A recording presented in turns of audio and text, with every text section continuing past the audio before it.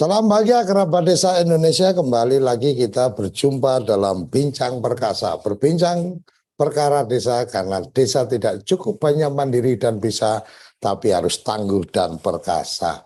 Pagi hari ini kita akan berbincang dengan komisioner dari Komisi Informasi Publik, Mas Handoko Agung Saputro. Ini Ketua Bidang Kelembagaan. Kita ingin berbincang tentang memahami standar layanan informasi publik di desa.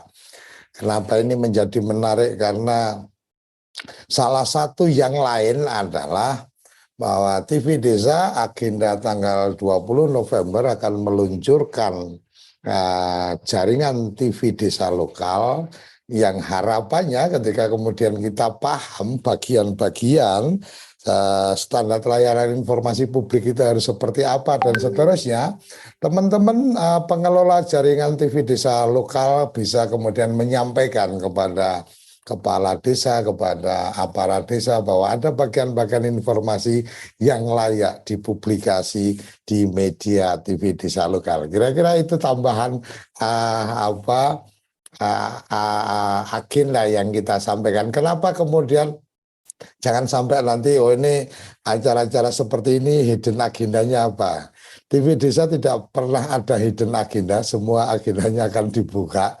Dan pada kesempatan kali ini Mas Handoko salah satu yang kita tahu sangat aktif bagaimana mendorong tentang keterbukaan informasi publik di desa, bagaimana memberikan penguatan pendampingan teman-teman di desa untuk memberikan layanan data dan seterusnya. Karena beberapa waktu kemarin saya sempat pulang ke Jawa Tengah dan ketemu teman-teman di sana, menyebut ini salah satu yang punya semangat untuk bicara tentang keterbukaan informasi publik di desa. Oke, selamat pagi Mas Handoko. Sekarang sudah ada di KPI Komisi Informasi Pusat ya. Kemarin masih Jawa Tengah, sekarang sudah di pusat ini. Terus berkarya. Pagi Mas. Selamat pagi Mas Koco. Salam desa buat teman-teman semua. Oke, Mas, ini menarik tentang bagaimana keterbukaan informasi, karena kadang-kadang ada juga beberapa pihak yang sering menggunakan undang-undang keterbukaan informasi ini kemudian membuat quote unquote menakut-nakutin teman-teman di desa, pemerintah desa dan seterusnya, karena memang ada klausul-klausul di situ tentang bagaimana ketika tidak memberikan data dan seterusnya, padahal itu bagiannya kan tidak sesederhana itu. Kemudian mereka harus takut ada pelaporan-pelaporan dan seterusnya. Mas Handoko, tentang standar layanan informasi publik di desa, seperti yang saya tahu, sepertinya sudah ada panduannya atau surat keputusan dari Komisi Informasi Publik. Mungkin bisa di-share pagi hari ini supaya teman-teman jadi paham ini yang wajib, yang lain itu sunnah, atau yang lain itu kalau ditanya boleh dikasih, ketika ada yang tanya pun yang tanya harus jelas tujuannya baru boleh dikasih dan seterusnya. Silakan Mas. Iya, selamat pagi teman-teman semuanya, selamat berjumpa kembali dengan saya Handoko. Ini mungkin forum kesekian ya dengan Mas Koco, kawan sekaligus senior saya ini. Sebuah tema yang memang nggak pernah tuntas dan nggak pernah habis untuk dibahas karena sisi dan dimensinya itu selalu banyak. Baiklah, teman-teman sekalian, saya minta maaf, saya tidak bisa, belum sempat men-share materi, ya, karena saya itu baru semalam jam berapa, jam 00 baru diingatkan dan juga baru pulang karena seharian kemarin ada banyak agenda, jadi agak terlupakan. Saya mau mulai begini. Mengapa desa itu harus terbuka? Bukan karena desa itu mengelola dana desa, bukan. Ya. Desa itu harus terbuka karena dia adalah badan publik. Badan publik yaitu adalah legislatif, eksekutif, yudikatif, dan atau penyelenggara lain yang sebagian dan seluruh sumber anggarannya berasal dari APBN dan atau APBD. Itulah kenapa desa menjadi terbuka.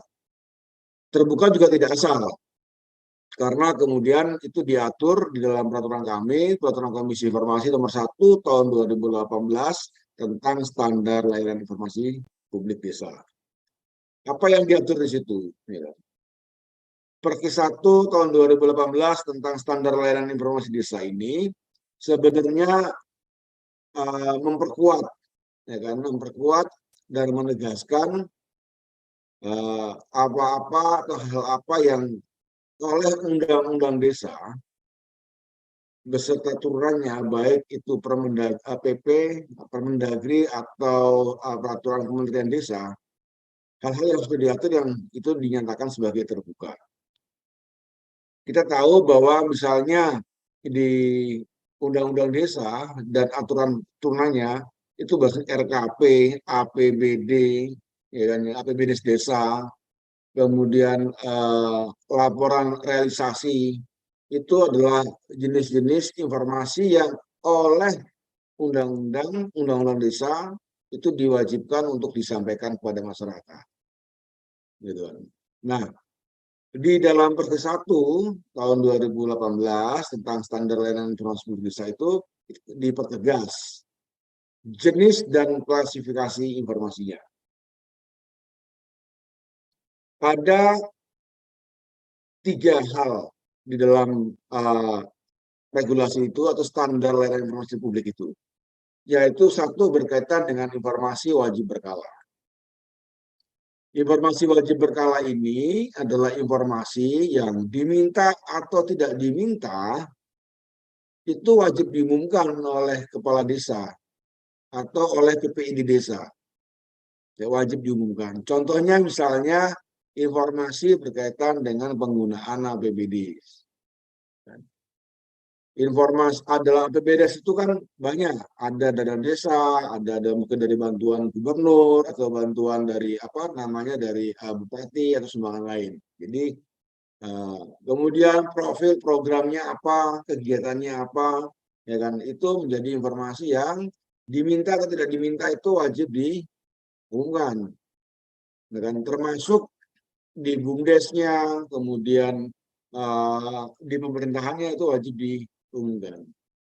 Yang kedua kategorinya adalah yang disebut dengan informasi tersedia setiap saat. Ini adalah informasi terbuka, tetapi untuk memintanya itu harus pakai surat. Masyarakat itu untuk memintanya harus pakai surat yang menjelaskan maksud dan tujuannya meminta dokumen atau informasi itu apa. Contohnya apa? Terkait dengan informasi tersedia setiap saat. Misalnya, ya kan, dokumen lengkap laporan APBDes. Jadi dokumennya, jadi dokumen bukunya itu, hard copy-nya itu misalnya, ya kan. Kemudian misalnya dokumen berita acara pemilihan kepala desa, misalnya seperti itu. Ya kan, itu menjadi jenis-jenis informasi tersedia setiap saat. Kemudian lagi misalnya dokumen tentang data inventaris di desa, ya kan, dokumen baik dalam bentuk hard copy maupun soft copy. Itu adalah beberapa jenis-jenis informasi yang PJ, ya kan, LPJ tahun 2019 misalnya yang ada di kantor, gitu kan ya. Itu misalnya seperti itu, kan ya. Itu adalah kualifikasi informasi yang terbuka. Jadi banyak sekali item yang yang harus dinyatakan terbuka dan dikuasai oleh badan publik, ya kan. Berikutnya adalah informasi yang dikecualikan. Jadi badan publik atau desa selain punya kewajiban untuk menyampaikan informasi, juga punya hak untuk menyatakan bahwa suatu informasi itu tidak boleh diberikan atau informasi tersebut dikecualikan. Apa saja itu informasi yang dikecualikan?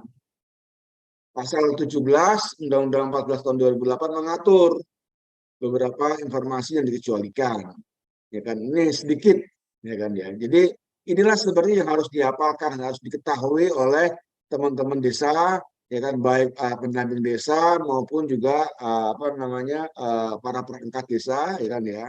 Apa itu yang dikecualikan? Satu, informasi yang berkaitan dengan penegakan hukum, penyidikan hukum, ya kan? Nama aparatnya siapa, nama korbannya siapa, gitu kan ya. Itu adalah saksinya siapa, gitu kan. Inilah bagian dari informasi yang dikecualikan. Kemudian berkaitan dengan hak kekayaan intelektual, ya kan, misalkan nih Mas Panudi dari Sukoharjo, dia punya program apa, ya, punya ciptaan apa, gitu kan ya. Apa namanya, karyanya itu tidak boleh di apa namanya kemudian dipublikasikan sedemikian rupa. Kemudian informasi-informasi berkaitan dengan pertahanan keamanan negara, ya kan ya. Ya jelaslah kita tidak bisa mengakses atau mendapatkan rencana, misalnya rencana pertahanan keamanan negara, gitu kan ya. Ya kalau itu diumbar, orang akan tahu Indonesia di mana letak lemahnya dan seterusnya. Kemudian informasi-informasi yang berkaitan dengan sumber daya ekonomi negara. Ya kan? Kalau di sebuah wilayah, di sebuah kawasan kan ada sebuah informasi yang itu memuat kekayaan ekonomi negara, ya pasti itu adalah pasti akan dirahasiakan, ini kan ya. Misalkan potensi sumber tambang misalnya gitu ya. Kemudian setelah itu kemudian ada lagi informasi berkaitan dengan surat wasiat atau memorandum, ya kan, memorandum surat wasiat. Terakhir, informasi berkaitan dengan informasi pribadi. Ya kan, informasi pribadi itu ada informasi berkaitan dengan pendidikan, berkaitan dengan kesehatan, berkaitan dengan kekayaan ekonomi, ya kan ya, itu berkaitan dengan ekonomi, ya kan, nomor rekening misalnya, gitu kan ya. Uang antar suami istri saja biasanya suka ada yang menyembunyikan nomor rekening ya, Mas Kojo ya, gitu kan. Gitu ya. Apalagi orang lain ya. Itu Kalau misalnya seperti kalau itu ya. kalau nomor Nah, rekeningnya nggak cuma PIN-nya ya Kak, yang disembunyikan, jadi itu nggak juga bisa ya. ditarik. Nomor PIN, nah itu ya. Kemudian rekan rekan penilaian atas kinerja itu menjadi informasi pribadi. Nah, harus dipahami yang informasi yang berkaitan dengan kekayaan ekonomi, tahanan negara, hak kekayaan intelektual, ya kan ya, penegakan hukum, ini nggak selamanya dikecualikan, tidak selamanya dikecualikan. Dia punya batas waktu tertentu untuk dikecualikan. Ya kan, kalau di Amerika misalnya dulu itu kan ada dokumen berkaitan dengan uh, apa namanya itu, dokumen tentang CIA, tentang operasi CIA penumbangan Soekarno itu kan, seperti itu kan. Ternyata benar toh tentara yang bermain, menurut dokumennya itu 30 tahun kemudian kan baru dibuka. Itu beberapa tahun kemudian. Oh, Ya, artinya apa, artinya ketika dokumen itu punya ya, batas waktu 30 tahun, maka kemudian boleh dibuka. buka Dokumen rahasia itu itu. itu ya. Jadi contoh itu sebagai contoh saja, gitu kan ya. Di Indonesia juga ada misalnya ada undang-undang kearsipan yang disebut dengan masa retensi arsip, gitu kan. Kemudian yang tidak boleh dibuka, ya kan, tidak boleh dibuka dengan alasan apapun, ya kan, dengan alasan apapun tanpa persetujuan dari yang bersangkutan, ya kan, itu tadi informasi pribadi, ya kan, dan IK, nomor rekening, ya kan, rekam medis kesehatan, ya kan, itu kalau yang bersangkutan tidak mengizinkan, tidak apa, ya pasti nggak boleh dibuka. Nah, kemudian, nah, tapi yang informasi pribadi yang berkaitan tadi ya, berkaitan dengan pendidikan, kesehatan, kemudian kekayaan ekonomi, itu otomatis terbuka kalau dia pejabat publik, kayak saya misalkan, ya kan. Tadinya Mas Koco nggak tahu saya punya kambing berapa, ya kan. Hari ini Mas Koco wajib tahu, Handoko kambingnya sudah berapa, karena saya di rumah beternak kambing Pak, jadi nanti bisa kalau pesan sampai saya nggak. Gitu. Jadi seperti itu, ya kan ya. Jadi uh, kalau dia pejabat publik atau hanya berkaitan dengan jabatan publik, maka otomatis informasi tersebut menjadi informasi yang terbuka, dengan harus mau dipublikasikan. Ini yang disebut dengan informasi yang dikecualikan. Jadi hanya sebagian kecil yang dikecualikan, tapi sebagian besar itu dibuka. Nah, sekarang untuk mengecualikan itu juga nggak sembarangan. Ya, Bapak Ibu itu harus melakukan disebut dengan uji konsekuensi. Apa itu uji konsekuensi? Gampangnya uji konsekuensi itu adalah mempertimbangkan apakah betul sebuah informasi itu dikecualikan, dan kalau dibuka itu ada manfaat yang lebih besar buat masyarakat. Tapi teoretik lah ya, ini teoretik. Jadi nah sekarang bagaimana implementasi di desa? Bagaimana kemudian kenapa desa itu menjadi sumber sengketa?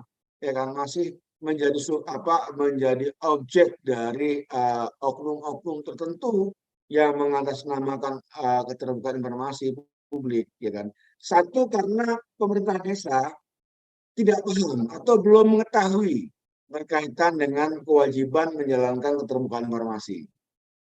Nah, inilah kemudian manfaatnya TV desa. Mudah-mudahan banyak yang nonton, para kepala desa, ya kan ya, ada nonton. Atau kalau tidak, teman-teman dari pendamping desa itu bisa mensosialisasikan kewajiban dan hak hukumnya pemerintah desa dalam melakukan layanan informasi publik. Jadi sekarang dia nggak tahu, ya kan ya. Kedua, dablek, gitu kan ya, dablek sudah diberi atau kalau bahasa Indonesia apa ya? Jadi semuanya sendiri, ya kan ya. Ini ada yang begitu, ya kan. Itu bukan tipikal desa saja, tapi pengalaman saya 8 tahun bergelut di dunia keterbukaan, ya ada juga bupati, gubernur, kepala dinas yang sudah diberitahu baik-baik sama anak buahnya, ya kok semuanya sendiri, ya ada seperti itu. Jadi bukan khasnya desa, gitu kan ya. Tapi saya hanya mengatakan ketidaktahuan, kemudian tidak tidak mau tahu, ya tadi yang bahasa saya dablek tadi itu, ya kan. Nah, inilah kemudian dua kondisi yang dimana desa itu bisa dimanfaatkan atau diintimidasi atau digunakan oleh oknum-oknum tertentu, ya kan. Padahal Bapak Ibu sekalian, saya mesti garis bawahi, kepala desa atau perangkat desa atau PPI di desa itu tidak bisa serta-merta diancam dengan pasal-pasal pidana di dalam Undang-Undang Keterbukaan Informasi Publik.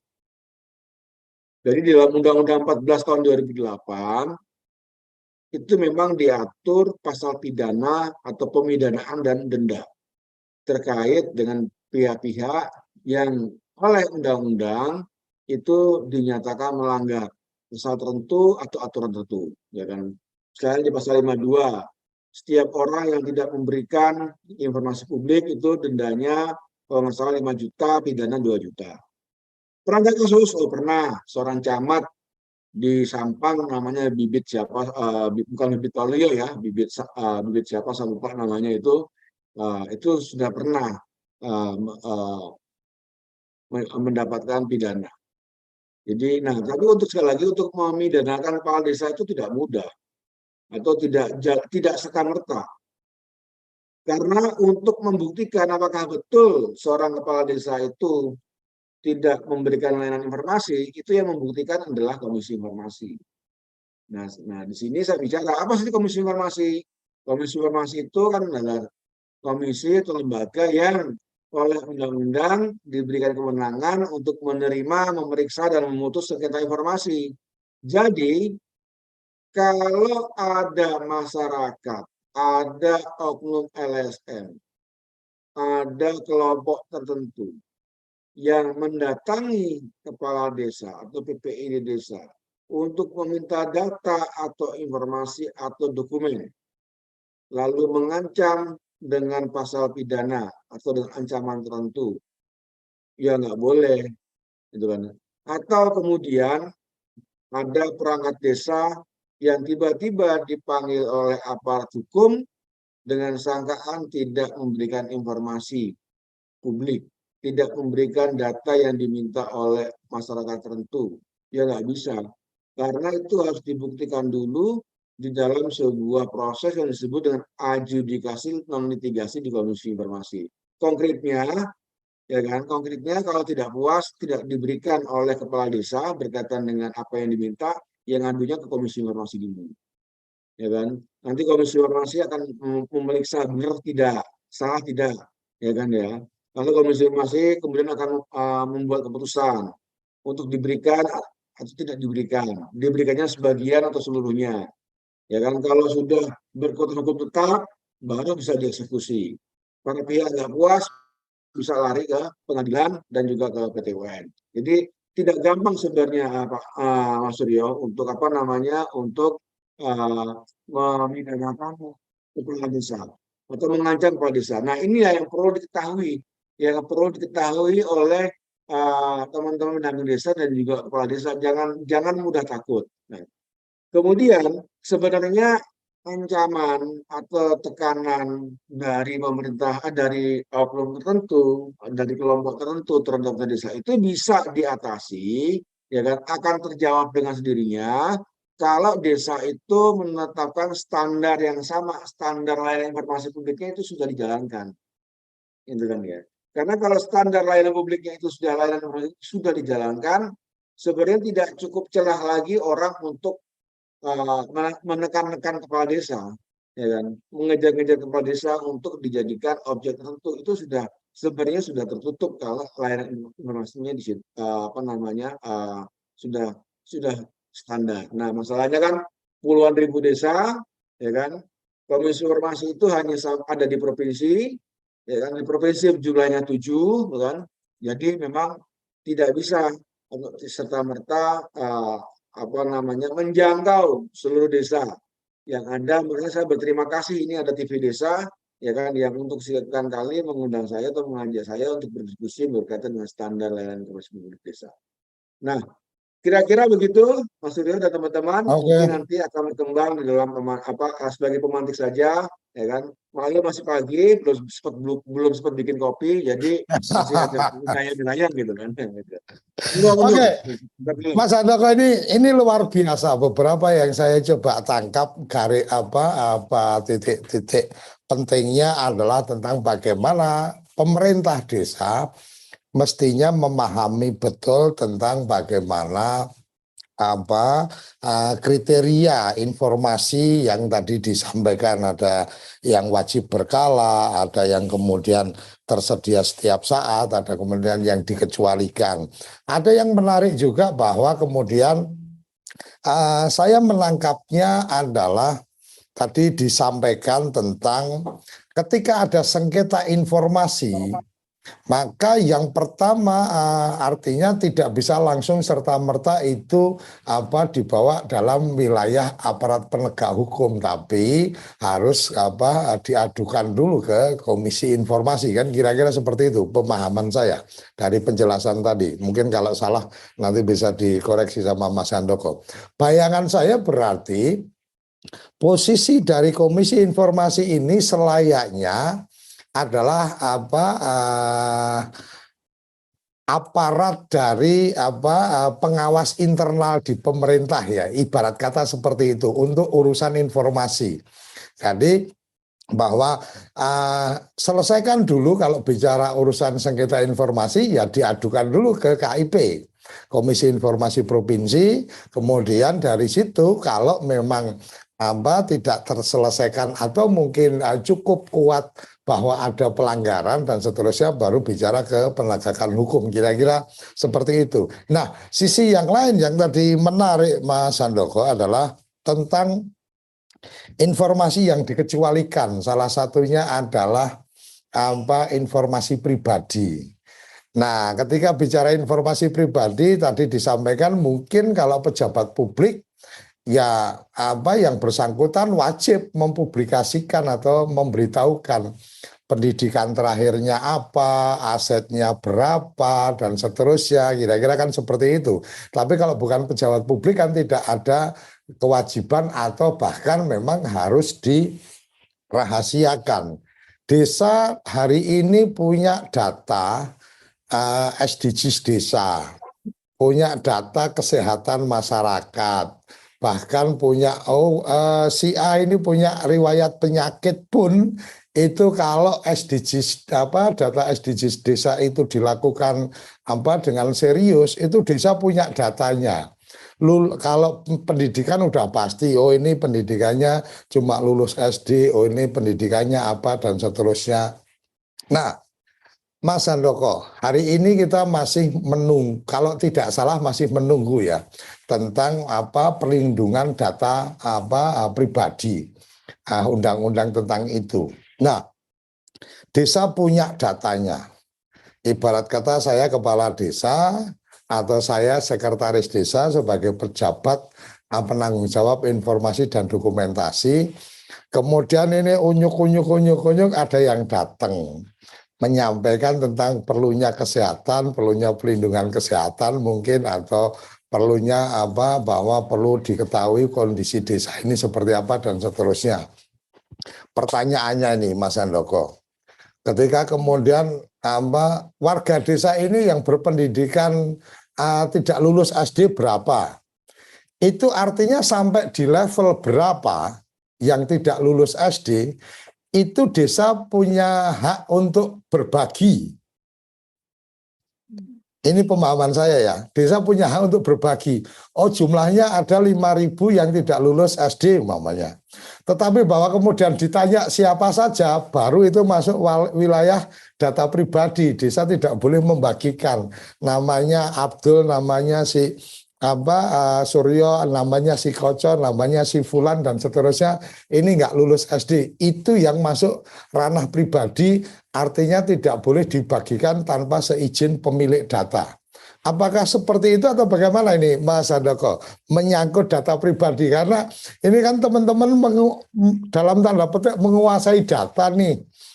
Dari bagian-bagian mana yang kemudian tidak boleh dibagikan, karena teman-teman ini kan punya data by name by address, bahwa ketika di kantor desa semua datanya sudah dilengkapi, maka akan ketahuan namanya Mas Panudi itu punya riwayat sakit apa, karena pernah ada ditanya kan seminggu terakhir atau apa dan seterusnya, punya riwayat penyakit apa. Itu untuk dokumen desa dalam perencanaan masalah kesehatan umpamanya. Tapi bahwa kemudian ketika ada pihak yang bertanya kan, kalau pemahaman saya dari yang disampaikan Mas Handoko tadi, tidak boleh menyampaikan bahwa oh namanya ini yang punya penyakit menaun umpamanya, atau punya penyakit TBC umpamanya, atau punya penyakit apa, itu nggak boleh. Tapi bahwa jumlahnya tetap boleh kan Mas Handoko kan.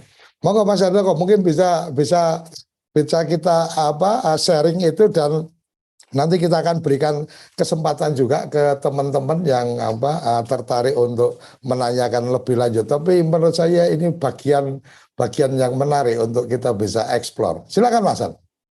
Baik, terima kasih Mas Koco. Jadi pertama yang mesti dipahami, Undang-Undang 14 tahun 2008 itu, atau Undang-Undang Keterbukaan Informasi Publik itu ada regulasi yang mengatur hubungan antara negara dengan masyarakat, ya kan? Jadi keterbukaan informasi dalam relasi masyarakat negara dengan masyarakat, bukan relasi antar badan publik. Ya, ini yang mesti kita harus pahami kan ya. Nah, konsekuensinya apa? Konsekuensinya kan banyak pasal, bukannya banyak, tapi hampir seluruh pasal di Undang-Undang 14 itu adalah mengatur kewajiban-kewajiban negara kepada masyarakat dalam hal konteks penyampaian informasi publik. Itu yang harus dipahami, kan ya. Nah, sekarang ada berkaitan dengan Undang-Undang Perlindungan Data Pribadi, ya kan? Di dalam Undang-Undang Perlindungan Data Pribadi itu ada prinsip berbagi, ya kan ya. Jadi berbagi pakai, gitu kan ya. Di kita pun sebenarnya juga ada berlaku berkaitan berbagi pakai antar badan, gitu kan ya. Simpelnya betul yang disampaikan oleh Mas Koco, jumlah orang sakit, jumlah orang tidak lulus itu menjadi data statistik, ya kan ya. Atau kalau dalam undang data perlindungan pribadi itu menjadi data umum, yang itu wajib tidak dikecualikan. Ya kan, itu justru harus dibuka. Tapi kalau sudah menyangkut by name, ya kan, sakitnya apa, lulusnya apa, betul itu menjadi harus ada persetujuan dari yang bersangkutan. Tetapi, nah ini ya kan ya, karena Undang-Undang 14 itu adalah mengatur hubungan negara dengan masyarakat, kalau sekarang data itu digunakan antar badan, ya kan ya, itulah yang berlaku oleh atau ditegaskan oleh Undang-Undang Data Pribadi. Gampangnya ya nggak apa-apa, mau berbagi pakai kok, ya kan ya. Nah, itu kan. Artinya Jadi ketika lintas institusi dalam keperluan apa, keperluan enggak, pemerintah atau keperluan apa, keperluan kelembagaan institusional berbagi nah, pakai data fine.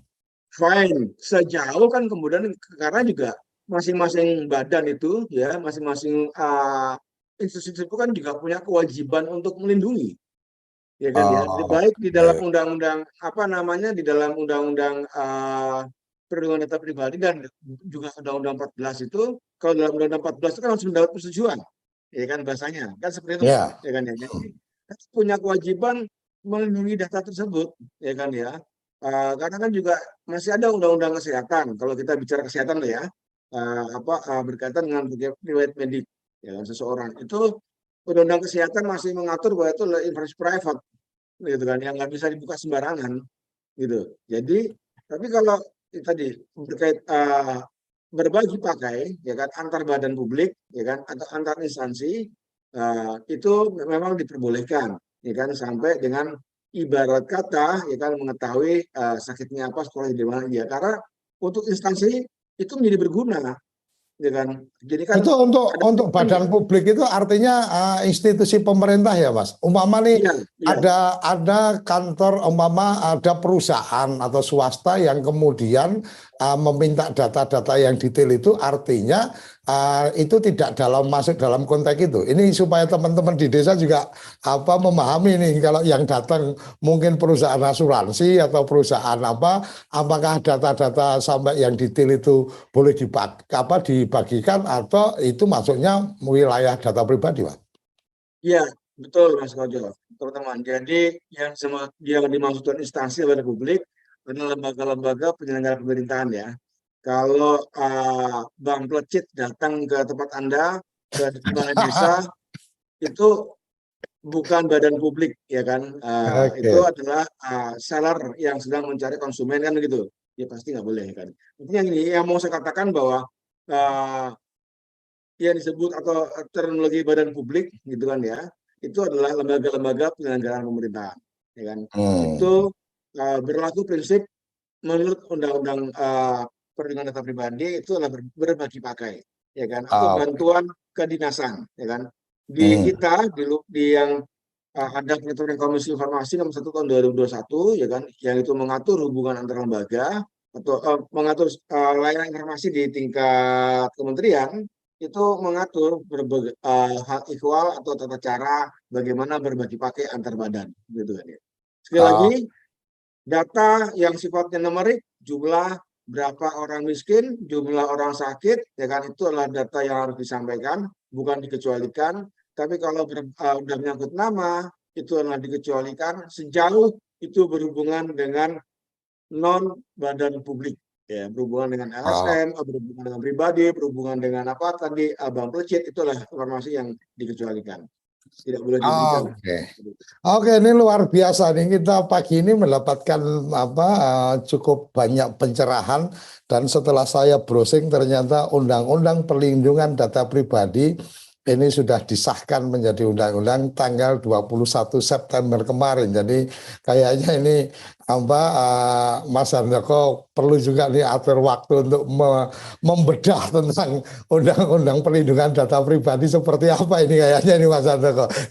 Karena karena undang-undangnya baru disahkan, jadi pemahaman tentang perlindungan data pribadi itu kayak apa dan seterusnya, kayak menarik juga ini kalau Mas Handoko ada waktu untuk nanti share. Oke, kerabat desa, kita akan masuk di sesi 2. Kita akan memberikan kesempatan kerabat desa untuk berbagi pertanyaan atau menyampaikan pertanyaan langsung ke Mas Handoko, atau mungkin ada pernyataan-pernyataan yang ingin disampaikan terkait penjelasan yang disampaikan Mas Handoko, kita akan berikan di sesi kedua. Kenapa kemudian ini menjadi menarik, kenapa kemudian ini menjadi perlu diketahui oleh desa? Karena bagaimanapun kita sudah mulai mendengar tentang satu data Indonesia, kita sudah mendengar tentang bagaimana daulat data desa, kita sudah mendengar tentang bagaimana rigidnya data SDGs desa. Nah, ketika desa kemudian menguasai atau memiliki data itu, maka desa juga perlu tahu bagian-bagian mana yang dia boleh berbagi, bagian-bagian mana yang mereka wajib berbagi, dan bagian-bagian mana yang dikecualikan. Oke, kita akan kembali setelah yang satu ini. Jangan kemana-mana, tetap di Bincang Perkasa, berbincang perkara desa, karena desa tidak cukup hanya mandiri dan bisa, tapi harus tangguh dan perkasa.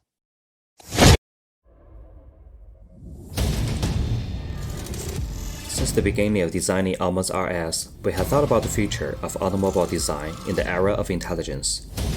The main idea of our flagship Almas RS interior is to find the balance between intelligent luxury and practical technology. Almas RS 搭载博世前瞻的 ADAS 高级驾驶辅助系统，用科技解除驾驶中的后顾之忧。Hello，武林。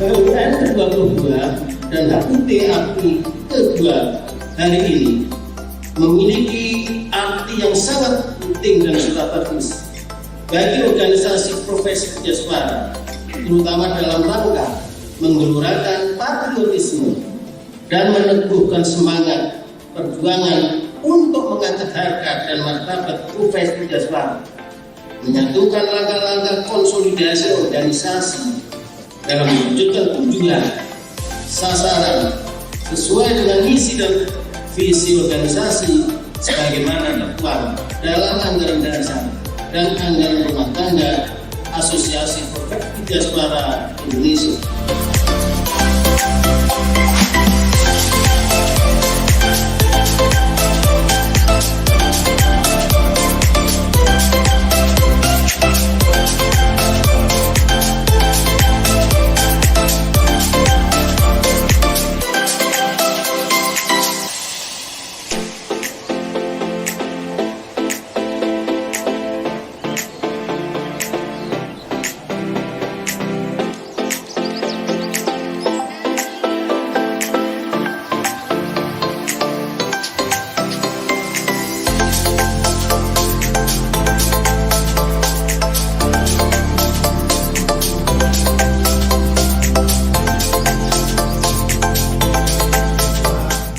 Bahwa apapun yang kita lakukan, program apapun yang dirancang oleh pemerintah untuk pengembangan ASN ke depan, itu kata kuncinya ada pada media visual.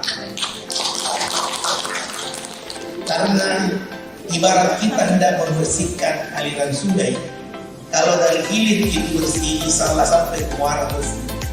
Selama ini yang kita lakukan, selama ini, mudah-mudahan saya keliru, tampaknya kita berputar pada upaya membenahi ASN ini di muara, di hilir, dan kadang abai di daerah hulu.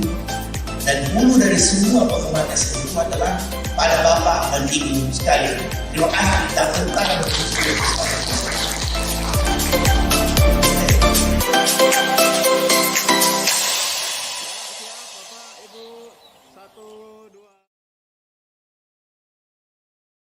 Oke, kembali kita di Bincang Perkasa. Berbincang perkara desa karena desa tidak cukup hanya mandiri dan bisa, tapi harus tangguh dan perkasa. Catatan tambahan yang menarik dari yang disampaikan Mas Handoko tadi adalah bagaimana desa kemudian membuat standar layanan informasi publik. Saya mencermati di beberapa informasi yang ada di media online, saya googling, ini ternyata ada desa yang kemudian membuat aturan tentang standar layanan itu dalam bentuk perkades, ada yang dalam bentuk perdes dan seterusnya. Ini mungkin bagian menarik yang kemudian perlu teman-teman di desa menjadi memahami ini. Oke, kita berikan kesempatan yang sudah resen. Ada dua ini, Bang Syabana dan juga Kang Dedi dari TV Desa Lokal Pangandaran. Silakan Bang Syabana. Baik, terima kasih Pak De. Terima kasih. Selamat pagi Mas Handoko, salam ketemu. Ini kali kedua kita ketemu ini di TV Desa. Menarik Pak De, Mas Handoko, topik yang diulas pagi ini oleh Mas Handoko, bagaimana memahami standar layanan informasi publik di desa. Dan kalau kita lihat praktek ini Mas Handoko, bahwa walaupun sudah ada amanat 2 undang-undang gitu ya, Undang-Undang nomor 2014 dan Undang-Undang nomor Desa, Undang-Undang nomor 6 2014 tentang desa, keterbukaan informasi publik dan standar layanan informasi publik yang juga dikuatkan ini dengan peraturan KI nomor 1 2018, tapi masih mengalami kendala gitu ya, masih mengalami kendala. Utamanya bagaimana pemerintah desa memahami apa yang menjadi kewajiban pemerintah desa. Tadi Mas Handoko sampaikan bahwa ada 4 klasifikasi gitu ya, berdasarkan pergi. Pertama, bagaimana informasi publik desa yang wajib disediakan, gitu, diumumkan secara berkala, wajib diumumkan secara serta-merta, wajib tersedia setiap saat, dan informasi yang dikecualikan. Nah, di informasi yang dikecualikan ini Mas Handoko, banyak teman-teman di desa gitu ya, yang belum memahami sejauh mana klasifikasi daftar informasi publik, gitu kan. Apa saja yang menjadi informasi yang dikecualikan, dan ini kan memang di Perki itu ditegaskan gitu ya, ditegaskan bahwa terkait dengan informasi yang dikecualikan itu mesti dibahas dalam musyawarah desa, gitu kan, mesti dibahas dalam musyawarah desa. Dan pengujiannya pun didasarkan pada uji konsekuensi kan, sehingga apa yang boleh, apa yang tidak boleh, apa yang dikecualikan itu mesti diumumkan oleh pemerintah desa. Nah, kira-kira dari permasalahan internal tadi, lalu ditambah juga nanti dengan permasalahan eksternal, bahwa ada pihak-pihak yang seharusnya ikut berkontribusi juga dalam rangka pembinaan itu, belum melakukan tugas-tugasnya dengan baik. Misalnya tantangan itu bagaimana menurut Mas Handoko nih untuk bisa kerja-kerja kolaborasi, meningkatkan keterbukaan informasi publik di desa dan juga meningkatkan standar layanan informasi publik di desa. Mungkin itu Pak De. Terima kasih Mas Handoko. Silakan Mas Handoko. Ya, itu udah tingkat kelas ya, apa Mas Sam, Bang Sam, ya selamat jumpa lagi ya. Ini betul kali kedua dengan Bang Sam ini. Kami tentu saja selain menerbitkan regulasi tentang standar layanan informasi desa, kami juga sudah mengkomunikasikan ini kepada baik di tingkat pusat kepada jajaran Kemendesa dan juga kepada jajaran Kemendagri, ya kan, untuk kemudian difasilitasi dan didorong ke setiap desa. Bahkan salah satu bentuk bentuk kerjasama itu untuk mendorong keterbukaan informasi desa, ini sudah kali kedua kita sedang mengadakan Monas Desa, ya kan? Jadi ada Monas Desa yang nanti rencananya Desember itu nanti akan ada awarding-nya. Itu hanya salah satu bentuk saja. Nah, kita juga mensurati, ya kan, atau berkoordinasi dengan teman-teman KAI provinsi, ya kan, untuk melakukan kerja-kerja kolaboratif dengan Pemdes tempat, dengan Dispermades Dukcapil setempat, ya kan? Untuk apa, ya kan? Ya untuk melibatkan Komisi Informasi, ya kan, di dalam forum-forum yang itu ditujukan untuk penguatan kapasitas desa. Di Jawa Tengah misalnya dulu atau beberapa kali pernah ada pelatihan pendamping desa yang itu mengundang Komisi Informasi, ya kan, untuk memberikan materi. Selain itu juga ke kabupaten kota, ya kan, kita juga mensurati atau mengkoordinasikan agar kepala desa ini disentuh berkaitan dengan pelayanan informasi publik, pemahamannya, ya. Itu ditingkatkan, ya kan, ditingkatkan. Nah, tentu saja ada banyak cara-cara lain, ya kan, agar kemudian kepala desa itu bisa mendapatkan pencerahan dari tentang keterbukaan publik. Bagaimana caranya, ya kan, ya? Teman-teman kepala desa atau pendamping desa sebenarnya bisa saja datang ke Komisi Informasi setempat, ya, atau minta bantuan dari Dinas Kominfo setempat, ya kan, ya, untuk difasilitasi.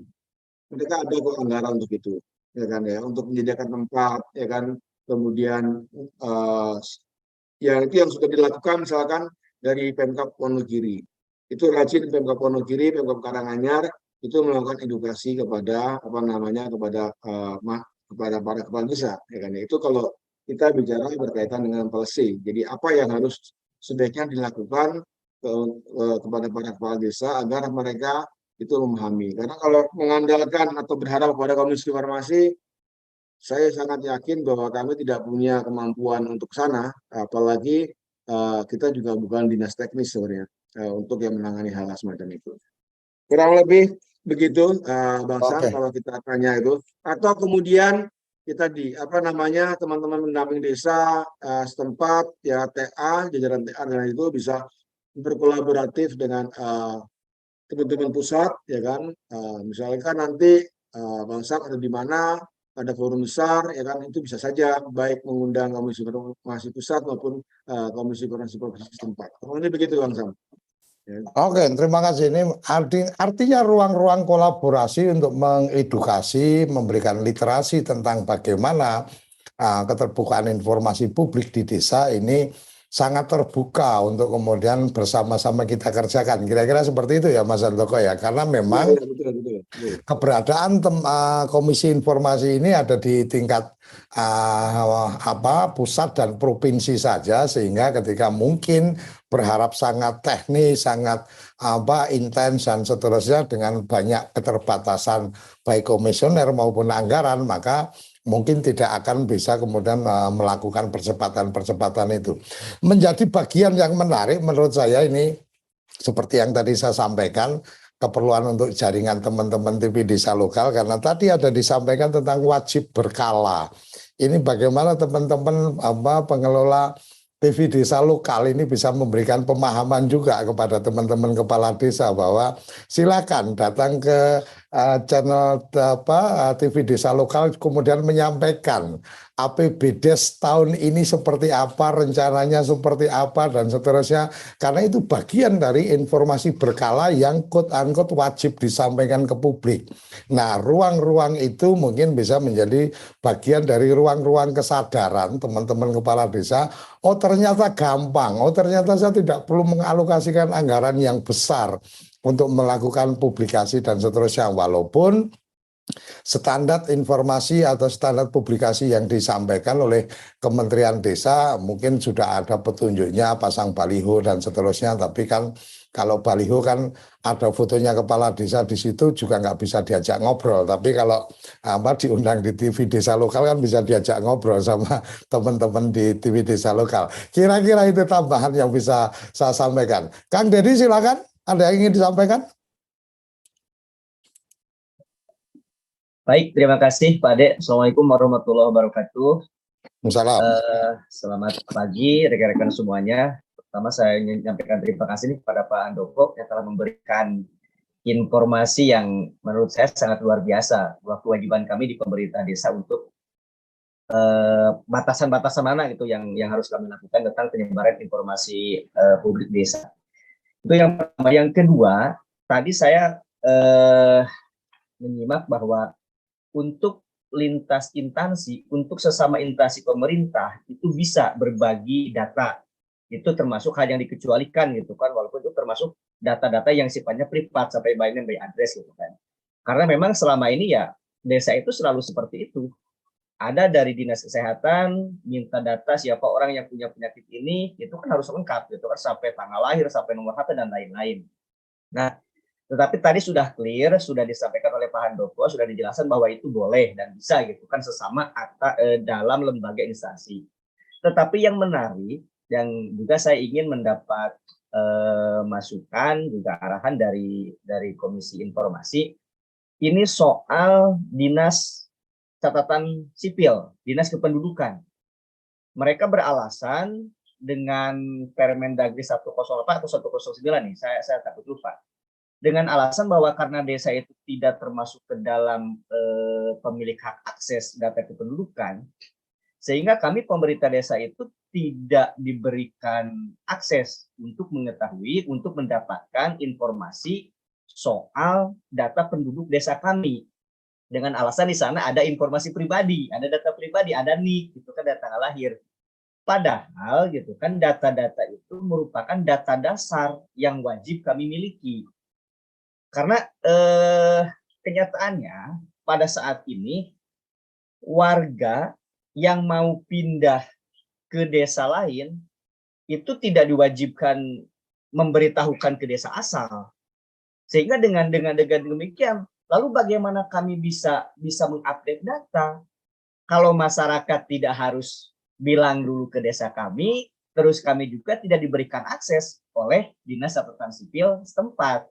Kami sudah berulang kali bikin surat, kami sudah berulang kali berdiskusi dengan desa sipil. Tetapi ya alasannya hanya itu gitu kan, ya berdasarkan Permendagri itu kami pemerintah desa tidak diberikan akses. Yang kedua, ketika terakhir saya ikut Zoom dengan Ditjen Capil, bisa desa bekerja sama dengan dinas kependudukan, tetapi kami harus memperoleh sertifikat ISO berapa ribu gitu, yang tentu tidak mungkin lah gitu kan kami. Nah itu, jadi mohon petunjuk kalau memang yang dibahas tadi antar instansi bisa. Pertanyaan saya, apakah pemerintah desa itu tidak termasuk ke dalam instansi penyelenggara pemerintah? Apakah pemerintah desa tidak bisa mengakses? Nah, mohon solusinya Pak Handoko. Terima kasih Pak Dek. Assalamualaikum warahmatullahi wabarakatuh. Oke, terima kasih.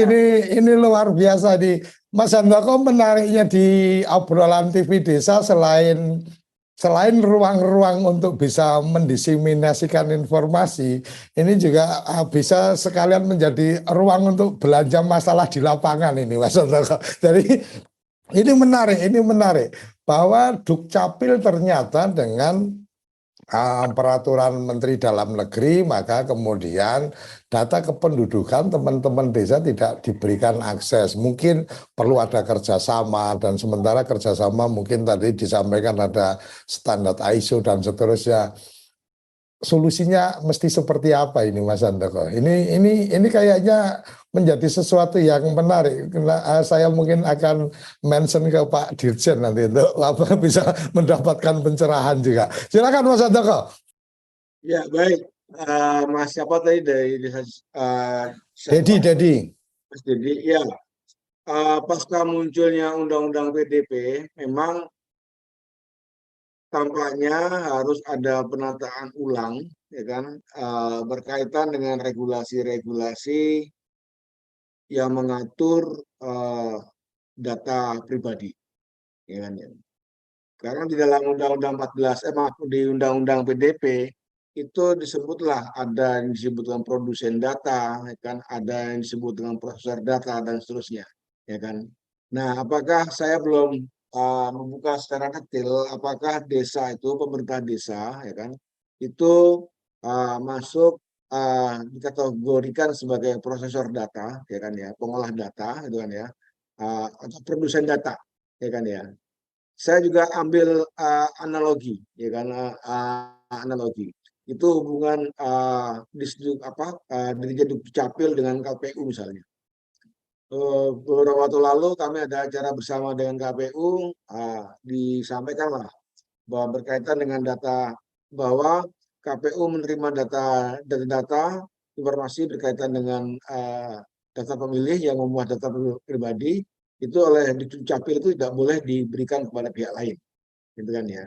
Itu jadi jangankan pemerintah desa, ya kan, kepada lembaga penyelenggara yang besar seperti KPU itu saja juga berlaku hal yang sama atau dilakukan hal sama, tidak boleh disebarluaskan. Tapi dengan munculnya undang-undang PDP ini, memang nanti pasti akan ada sinkronisasi berkaitan dengan aturan berbagi pakai. Siapa saja yang itu punya hak, ya kan, atau berbagi pakai ini kepada siapa saja, gitu kan ya. Itu nanti pasti akan ada penyesuaian, ya kan. Tapi kalau dalam konteks keterbukaan informasi, gitu kan ya, tentu saja aturan Permendagri tadi itu tidak tidak full, tidak relevan, ya kan. Maksudnya tidak relevan bahwa memang kalau itu memuat informasi pribadi, ya hanya pihak-pihak tertentu atau pihak antar badan itu sebenarnya sah-sah saja menggunakan, gitu kan sebenarnya. Tapi kan sekali lagi harus dipahami, masih muncul di kita itu kan adalah ego sektoral, kan, bahwa data ini adalah milik kami, ya kan, kami yang mengolah, kami jadi penguasaannya itu menjadi absolut. Itu masih ada, dan pelan-pelan, ya kan ya, sekali lagi ini sebuah kultur baru, sebuah tata kerja baru yang itu tidak mudah untuk langsung langsung dipublikasikan atau langsung dipraktikkan, itu tidak mudah. Nah, ini tadi menarik ini. Ada dicek tuh data pemilih diumumkan sebagai ditempelkan di tempat umum gitu ya. Saya langsung menyambung aja ya Mas Faco ya, kan ya. Karena ini data pemilih biasanya dipampang di tempat umum. Ya. Di dalam undang-undang PDP itu kemudian disebutkanlah apa yang disebut dengan data pribadi yang bersifat khusus atau spesifik dan data yang bersifat umum. Tentu kan ya. Data pemilih itu dipampang, ditempelkan di tempat umum, itu kan misalnya dengan menghitamkan NIK-nya, gitu ya. Jadi kan hanya ada nama, alamat, jenis kelamin, ya kan, dan tanggal lahir, gitu. Tapi NIK-nya itu menjadi informasi yang dikecualikan atau dihitamkan. Nah, itu yang yang berlaku dalam pemasangan DPS sampai dengan daftar pemilih tetap. Itu menyambung dari Mas Hasmi dari Kalsel. Ya. Nah, itu yang dapat saya sampaikan ke Mas Dedi. Jadi pelan-pelan, ya, artinya bahwa mudah-mudahan nanti, ya kan, dengan sinkronisasi pasca regulasi dengan pasca munculnya undang-undang PDP, ini akan banyak penyesuaian yang berkaitan dengan siapa itu produsen data, siapa itu prosesor data, dan bagaimana aturan penggunaannya. Ya, itu nanti akan termasuk dari Permendagri tadi. Itu pasti nanti akan mengikuti aturan main yang baru itu. Kira-kira begitu, Mas. Oke, luar biasa. Ini bagian yang menarik menurut saya, ada ketika kemudian Kementerian Desa meluncurkan tentang daulat data desa, kemudian kuasa data desa, dan kemudian Presiden juga meluncurkan tentang satu data Indonesia. Ini menjadi bagian menarik bagaimana sinergitas antar kementerian, lembaga, dan badan untuk kemudian bisa dalam konteks yang tadi disampaikan oleh Mas Handoko adalah berbagi pakai. Jadi sebenarnya ini hanya masalah urusannya berbagi pakai aja, tapi bahwa kepemilikan data mungkin masih menjadi milik siapa dan seterusnya. Tetapi memakai data itu menjadi bagian yang perlu lebih dipahami bersama-sama antar lembaga-lembaga publik, kira-kira seperti itu. Jadi Terima kasih Mas Handoko, ini tidak terasa ngobrol asik, kita sudah sampai di penghujung acara. Mas Handoko, mungkin closing statement bisa disampaikan pada kesempatan kali ini, karena ini akan menjadi momentum yang baik ini untuk kemudian bagaimana kita membuka ruang-ruang publik tentang keterbukaan informasi, dan mungkin ini sekaligus juga meng-announce Mas Handoko kalau berkenan ada waktu dan nanti sesuai rencana tanggal 20 November itu TV Desa akan meluncurkan produk namanya Jaringan TV Desa Lokal dalam rangka menyambut Hari Televisi Sedunia tanggal 21 November. Mungkin apabila nanti pas ada di Jakarta dan ada waktu luang, saya berharap Mas Handoko bisa ikut hadir dalam acara itu supaya kami menjadi lebih punya semangat untuk menyebarkan informasi, dan semangat yang kita bawa adalah dalam konteks pemberitaan itu adalah berkabar baik dan kebaikan. Dalam konteks besarnya TV Desa adalah berkat jati diri bangsa, memuliakan desa-desa di Indonesia. Silakan Mas Handoko, closing statement. Ya, pertama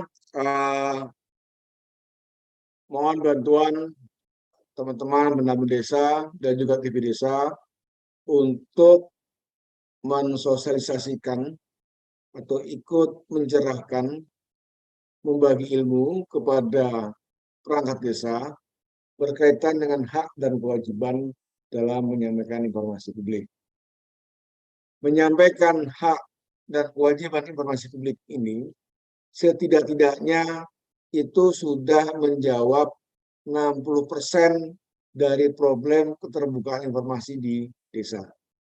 Dan selebihnya itu lebih kepada inovasi, kepada political will dan hal-hal yang lain. Tapi memberikan atau menyediakan, mengumumkan informasi publik desa, baik yang wajib berkala maupun tersedia setiap saat, itu akan menjadi atau menjawab 60% dari problem keterbukaan informasi di desa.